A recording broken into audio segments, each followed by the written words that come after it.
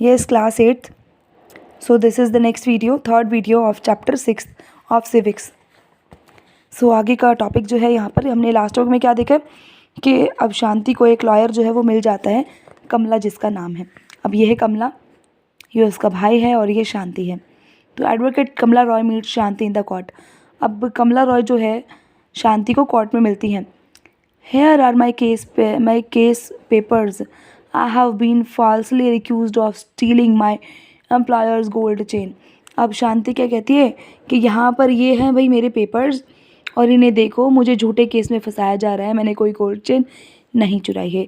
They found ₹10,000 in Shanti trunk and said that.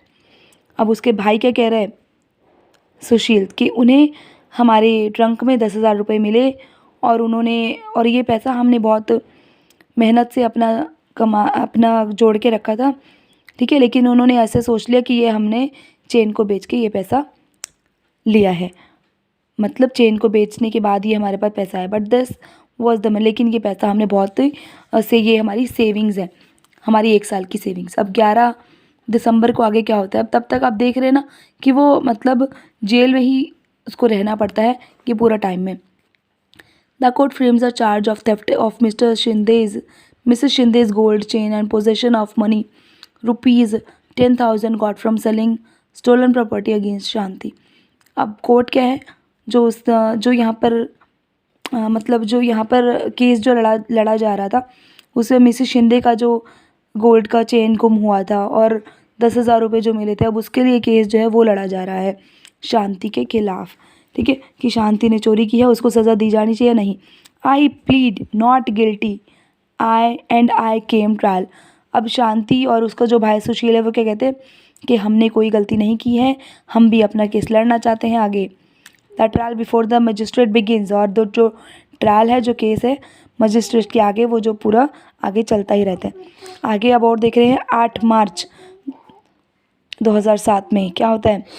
The public prosecutor appears in the case on behalf of the state. He presents Mr and Mrs Shinde as a key witness. अब public prosecutor जो है वो क्या करते हैं, public prosecutor मतलब जो उसके लॉयर होते हैं ना मिसेस शिंदे के, वो हैं पब्लिक प्रोसिक्यूटर। तो वो क्या करते हैं यहाँ पर स्टेट के बिहाफ पर, ठीक है, स्टेट के बिहाफ पर वो मिसेस और मिस्टर शिंदे को विटनेस के रूप में वहाँ पर प्रेजेंट करते हैं। So tell me Mrs Shinde, how did the gold chain go missing.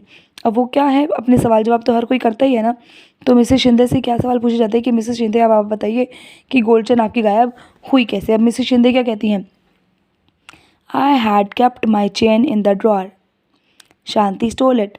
मैंने चेन अपनी ड्रॉर में रखी थी और शांति ने उसे चुरा लिया। No other outsider except Shanti goes into my room. कोई और बाहर का तो मेरे रूम में गया ही नहीं, सिर्फ शांति ही गई थी। Mrs Shinde reached her trunk and searched her trunk and in front of me and we were shocked to find ₹10,000 in an envelope। अब मिसेस शिंदे क्या करती हैं, मिसेस शिंदे जो है उसके ट्रंक को सर्च करते हैं, उसमें 10,000 रुपये उसको मिलते हैं। वो 10,000 पाकर वो बहुत ही शॉक्ड हो जाती हैं और शांति को ये पैसा कि शांति के पास ये सारा पैसा आया कहाँ से, और मुझे तो ऐसा ही लगता है भाई ये सारा पैसा उसके पास गोल्ड चेन बेचने के बाद ही आएगा और वो एक चोर है। अब आगे क्या होता है, next advocate Roy cross examines the prosecution witness Mrs Shinde. अब एडवोकेट रॉय जो है वो क्या करती हैं, क्योंकि क्रॉस एग्जामिनेशन तो होती है ना, अब वो मिसेस शिंदे से कुछ पूछताछ करती हैं। So what you are basically saying is that you didn't see Shanti steal the chain. कि आप यहाँ पर कहना क्या चाहती हैं कि आपने शांति को चेन चुराते हुए नहीं देखा। Not did you recover the chain on Shanti, ना ही आपको शांति के पास से चैन मिली। Also in the 3 years that she has worked for you, nothing has been stolen from the house। और इन 3 पिछले सालों में जब तक वो आपके पास काम कर रही थी, कभी भी ऐसी कोई खबर तो आई नहीं है कि उसने आपके घर से कुछ भी चुराया हो। You were also regularly paying her 1,000 as salary each month, और आप भी उसको हर महीने 1,000 रुपये सैलरी देती हैं। सो आफ्टर दैट क्या करते हैं, अब 20 अप्रैल को जो बातचीत होती है इनके बीच में, advocate Roy examines Sushil and his employer as defence witnesses. अब एडवोकेट रॉय जो है वो सुशील से भी पूछताछ करती रहती हैं और उसके साथ जो इसके एम्प्लॉयर हैं उसको एक डिफेंस विटनेस बना लेती हैं कि एम्प्लॉयर जो है वो यहाँ पर साबित कर सकता है कि कि ये पैसा इसके पास हो सकता था या फिर नहीं.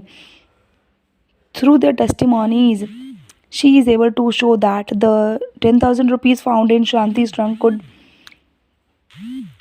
well be the earnings of Sushil and Shanti.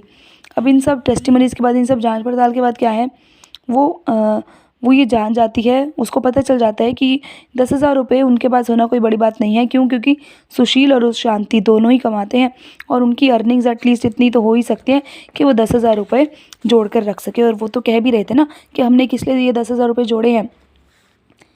After that 14 मई 2007 की बात है.